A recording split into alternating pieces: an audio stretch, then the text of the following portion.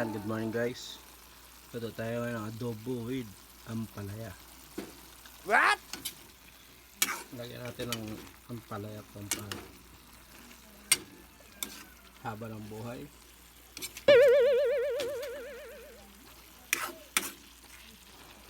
Yan guys, ang ating ulam for today. Adobo with ampalaya. What? Malasa at masarap yan. Yan pala ang ampalaya, galing kay Aling Bebang yan. Na binigay niya kahapon. Ayan guys, ang ating ulam for today. Malasa, malinamnam.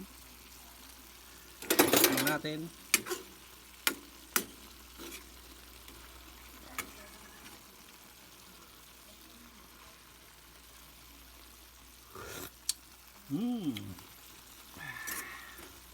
Delicious. What? Masiramon. Kalami So okay na to guys. Thank you for watching.